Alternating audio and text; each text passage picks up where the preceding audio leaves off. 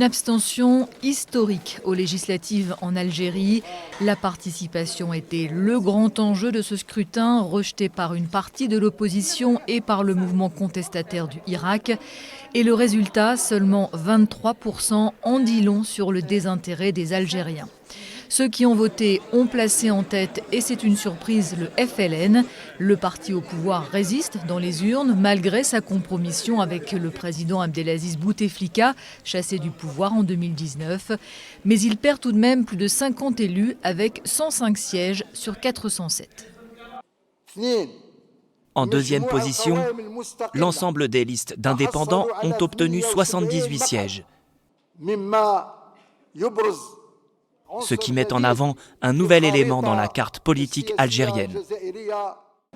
Le MSP, principale formation islamiste du pays qui avait revendiqué la victoire après le scrutin, arrive troisième avec 64 sièges au Parlement. L'abstention record est un revers pour le président Tebboune, déterminé à imposer sa feuille de route qui ignore les revendications de la rue, et elle place le pays dans une véritable impasse politique. Même parmi les électeurs qui se sont déplacés, certains s'avouaient résignés. Je m'attends à aucun espoir, aucun. Ça sera comme avant. Hein. C'est-à-dire la mentalité est comme ça restera comme ça. Voilà. D'après moi, hein. Je ne crois pas au changement. Mis à part quelques échauffourées en Kabylie, ces législatives, les premières depuis le Irak, se sont déroulées globalement dans le calme, mais sur fond de répression généralisée. Selon le Comité national pour la libération des détenus, plus de 200 personnes sont actuellement incarcérées en raison de leur lien avec le Irak et ou pour avoir défendu les libertés individuelles.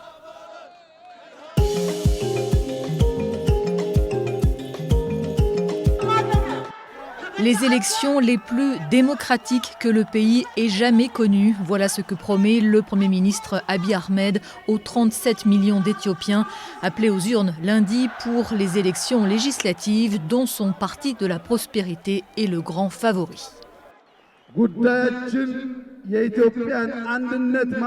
Notre problème n'est pas de protéger l'unité de l'Éthiopie,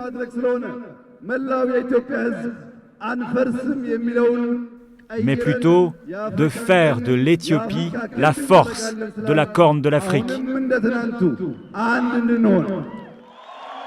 Celui qui avait reçu le prix Nobel de la paix en 2019 pour avoir opéré un rapprochement spectaculaire avec l'Érythrée voisine, espère obtenir la bénédiction populaire qui lui manque 3 ans après sa nomination à la tête du gouvernement.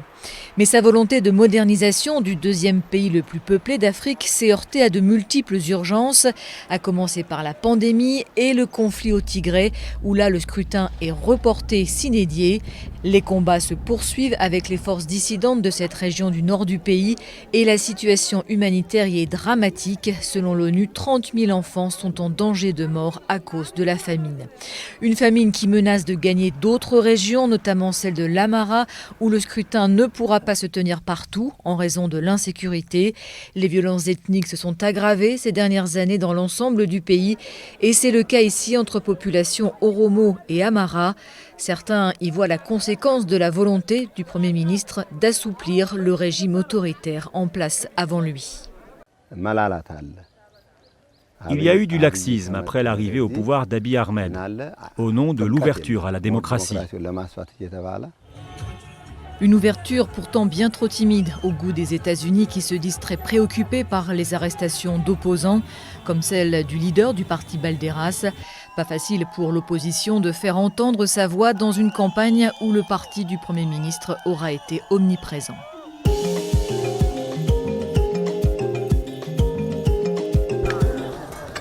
Ils sont des milliers depuis quelques jours à creuser la terre dans l'espoir de devenir soudain très riches. Tout est parti de photos qui ont circulé sur les réseaux sociaux montrant de prétendus diamants trouvés ici dans le KwaZulu-Natal, région pauvre d'Afrique du Sud à 5 heures de route de Johannesburg. Et la rumeur a fait le reste. J'ai entendu dire que les gens creusaient pour des diamants ici. Alors j'ai dit, laissez-moi venir et essayer. Et j'en ai trouvé un. Le voici, je le tiens. Et c'est comme une pyramide, comme vous pouvez le voir. C'est pour de vrai. Certes, en Afrique du Sud, l'un des principaux producteurs de diamants, le rêve est permis, surtout au sein d'une population durement touchée par le chômage qui a grimpé à 32% avec la pandémie. Mais rien ne dit que ces pierres soient des diamants, c'est même hautement improbable selon certains spécialistes. Elles pourraient bien être aussi de vulgaires cristaux de verre. Le gouvernement a dépêché une équipe d'experts sur place.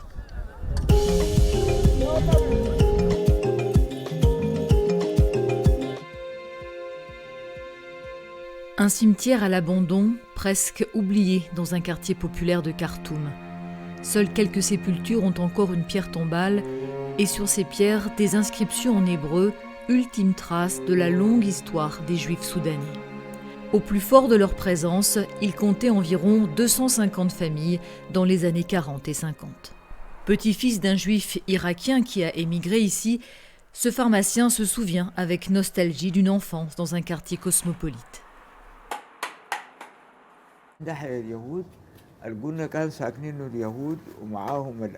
C'était un quartier juif, mais des Juifs, des Arméniens, des Coptes et tous les étrangers y habitaient.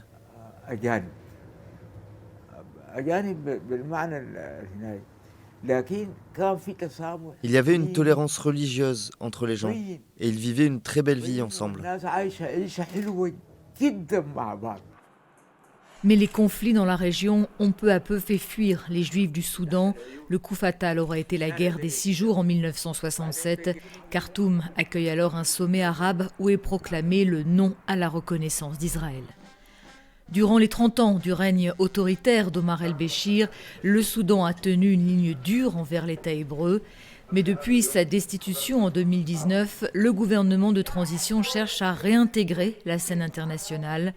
Pour les Soudanais d'origine juive, un grand espoir est né l'an dernier avec la décision de Khartoum de se rapprocher des États-Unis et d'accepter de normaliser ses relations avec Israël en échange d'une levée des sanctions américaines. Nous profiterons énormément de la normalisation au niveau de l'économie et de l'agriculture. Cette normalisation ouvrira de nombreuses portes. Israël peut offrir des opportunités pour les jeunes en termes de formation et de coopération.